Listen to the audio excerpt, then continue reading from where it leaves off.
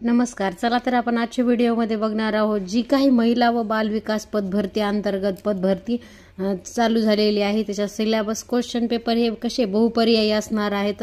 महिला व बाल विकास विभाग पदभरती 2024 चे हे क्वेश्चन पेपर आहेत आणि ते कोणी घेतलेले आहेत? TCS कंपनीने हे क्वेश्चन पेपर घेतलेले आहेत. आणि आपण सुरुवात बघणार आहोत. सामान्य विज्ञानमध्ये आपल्याला कशा पद्धतीचे प्रश्न हे विचारले जातात. राष्ट्रीय मतदार दिन कोणत्या तारखेला असतो? तर राष्ट्रीय मतदान दिन कोणत्या तारखेला असतो? 25 जानेवारीला असतो. आणि 26 जानेवारीला काय असतंय? 26 जानेवारीला असते काय असते? प्रजासत्ताक दिन हा त्या दिवशी असतो. तर मग महाराष्ट्रात दुसरा प्रश्न काय आहे? महाराष्ट्र पशुवैद्यकीय व मत्स्य विद्यापीठ कुठे आहे?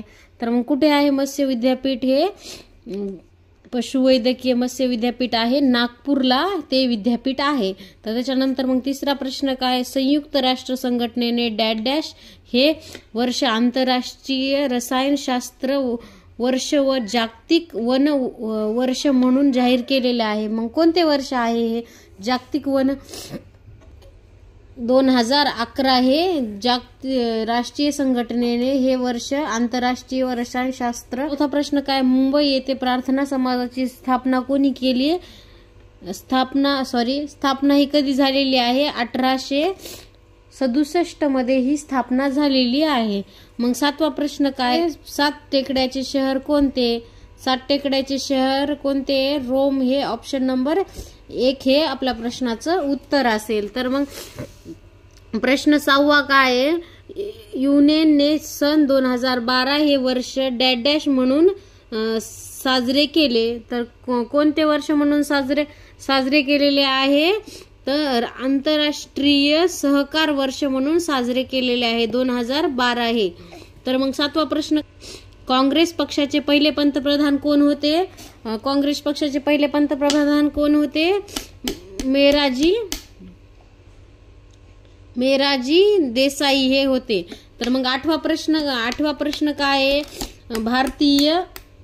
भारतीय संसदेने सुवर्ण महोत्सव वर्ष कोणत्या वर्षी साजरे केले? भारतीय संसदेने सुवर्ण महोत्सव वर्ष हे कोणत्या वर्षी साजरे केलेले आहे? तर कोणत्या वर्षी साजरे केले? 2002 मध्ये हे सुवर्ण महोत्सव वर्ष. मग प्रश्न काय आहे? कोणत्या वर्षी महाराष्ट्र नगर प्रशासनाची सुरुवात झाली? तर मग कोणत्या वर्षी झाली? 1876 वर्षी ही महाराष्ट्र नगर प्रशासनाला सुरुवात झाली. तर 10वा प्रश्न, पेन्सिलचा शोध कधी लागला? पेन्सिलचा शोध कोणत्या शास्त्रज्ञांनी लावला? तर हे आपल्याला 10व्या प्रश्नामध्ये विचारलेलं आहे. तर मग पेन्सिलचा शोध कोणी लावला? पेन्सिलचा शोध लावला अलेक्झांडर. भारतरत्न मिळणारी पहिली महिला कोण? मग भारतरत्न मिळणारी पहिली महिला कोण आहे? इंदिरा गांधी या आहेत. राष्ट्रध्वजाची लांबी. 12वा प्रश्न काय? राष्ट्रध्वजाची लांबी रुंदीचे प्रमाण किती कसे आहे? तर मग काय दिलेलं ऑप्शन मध्ये काय दिलेलं आहे? 2:3. ऑप्शन नंबर काय? Option number 1 2:3. Option number 3 3:2. Option number 3 3:4. आणि ऑप्शन नंबर 4 मध्ये काय 4:3 दिलेलं आहे. तर मग याच्यामधलं आपलं उत्तर काय असणार आहे? 3:2 हे लांबी रुंदीचं राष्ट्रध्वजाचं लांबी रुंदीचं प्रमाण आहे. तर राष्ट्रकुल संघटने. 13वा प्रश्न काय? राष्ट्रकुल संघटनेचे मुख्यालय कुठे आहे? राष्ट्रकुल संघटनेचे मुख्यालय कुठे आहे? राष्ट्रकुल संघटनेचे मुख्यालय कुठे आहे? लंडनला आहे. राष्ट्रकुल संघटनेचे मुख्यालय हे लंडन मध्ये आहे. तर 14व्या प्रश्नामध्ये काय दिलेले? भूतान या देशाचे चलन कोणते आहे? तर भूतान या देशाचे चलन कोणते आहे? ग्लॅडम हे भूतान या देशाचे चलन आहे. तर मग 15वा प्रश्न काय आहे? महाराष्ट्रात जमीन महसूल साहित्य डॅश रोजी अस्तित्वात आले. तर मग महाराष्ट्रामध्ये जमीन महसूल साहित्य कोणत्या वर्षी अस्तित्वात आलेले आहे? 12 डिसेंबर 1966 मध्ये हे अस्तित्वात आलेले आहे. तर मग 16वा प्रश्न काय आपला? 16 प्रश्न काय? देशात सर्वात जास्त वाघ असणारे राज्य कोणते आहे? देशात सर्वात जास्त वाघ असणारे राज्य आहे कर्नाटक हे राज्य आहे. 17वा प्रश्नामध्ये काय दिलेलं आहे, व्हाईसरॉयल लॉर्ड रिपनच्या कारकिर्दी डॅश रोजी स्थापित स्वराज्य ठराव सहमत करण्यात आला. तर स्थानिक स्वराज्य ठराव कधी सहमत करण्यात आलेला आहे, 18 मे 1882 मध्ये हा ठराव सहमत करण्यात आलेला आहे. तर बघा मग 18व्या प्रश्नामध्ये काय दिले, डॅशच्या नगरपालिका कायद्यानुसार नगरपालिकेचे कार्य चालते.